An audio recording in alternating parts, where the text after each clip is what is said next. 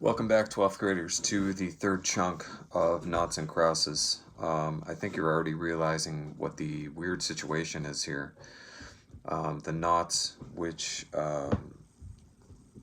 the housekeeper is one, Maggie McGregor is a Naught, is a little bit farther down on the social ladder than the Crosses, of which Mrs. Hadley is.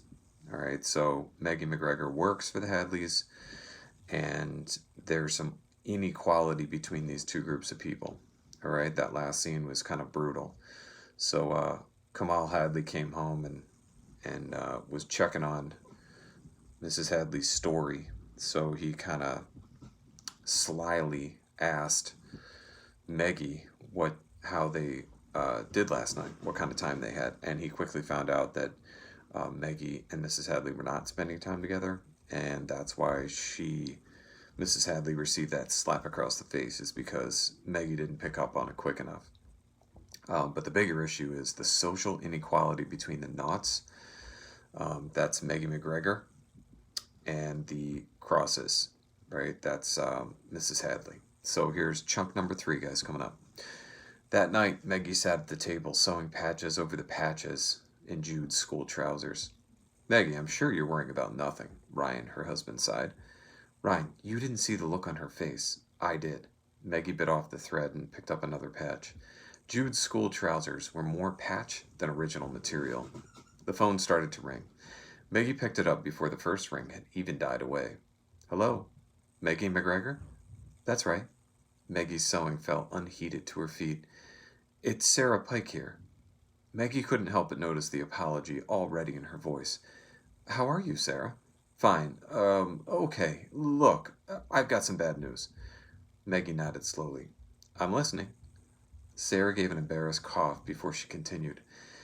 Mrs. Hadley has asked me to inform you that your services at the Hadley house will no longer be required. She will pay you 4 weeks' wages in lieu of proper notice, plus give you a good reference. Maggie's blood turned to ice water in her veins. Whatever else she'd been expecting, it wasn't this. Heaven only knew it wasn't this. She's really sacking me? I'm sorry. I see. I'm really sorry. Sarah's voice dropped to a whisper. Between you and me, I think it's grossly unfair. From one Naught to another. It's okay, Sarah. It's not your fault, Maggie replied. She looked across at Ryan. His expression grew harder and tighter by degrees. Let him get upset. Let him be angry. All she could feel was nothing. A nothing that went way beyond the numbness enveloping her every part of her body. Maggie, Sarah said again. That's okay. Thanks for letting me know. Bye, Sarah. Bye. Maggie put down the phone. The clock on the TV counted out the silent moments that passed. That's the end of Jude's education, she sighed at last. But we promised him we'd pay for him to carry on at school, Ryan said aghast. Pay with what? Maggie rounded on her husband. The leaves off the trees? The hairs off our legs? What? We'll find a way. How? We're barely managing to survive as it was. What'll we do without my wages coming in? Jude will have to forget about school. He'll have to go to work. You'll get another job, Ryan said. Not with another Cross family, I won't. Do you really think Mrs. Hadley will stand idly by while I get another job with one of her friends? There was dawning horror on Ryan's face as he realized what his wife meant. Yes, exactly, Maggie sighed.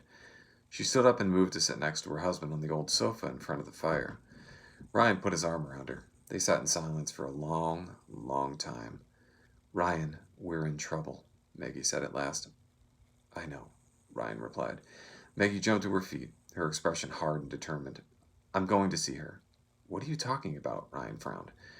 I've worked for that woman for 14 years, ever since she was pregnant with her daughter Minerva. Seeing me is the very least she can do. I don't think that's a good idea. Ryan's frown deepened. Ryan, I need to get my job back, and if I have to beg, then so be it, Maggie insisted, pulling on her coat. Her expression was now so hard, it might have been carved in granite. No, Maggie. I don't like it any more than you do, but we have no choice. Maggie didn't wait for any further argument. She headed out the front door. Ryan watched his wife leave the house. No good would come of this. He could feel it. 2 hours later, Maggie was back. And that was the night Lynette disappeared. All right, that finishes up the third chunk for the prologue in Naughts and Crosses. I hope you enjoyed that. I hope you can see that the Naughts and Crosses are grossly unequal in what they have in society. The interesting thing is, this all has to do with race, but in this book, the race is kind of reversed from what it is in our world, and we're going to talk more about that. You're going to see more about that in this book. But that's really the awesome part about this book. So I hope you enjoy it. So listen, going back into your Schoology assignment, and what you're going to do is open that Naughts and Crosses prologue, chunk 3, pages 21 to 30. You're going to open that notability. You're going to read through that, follow the directions, complete that chart at the bottom, and then submit it to that assignment of the same name. All right, guys. Looking forward to chapter 1 of Naughts and Crosses, hopefully tomorrow. See ya.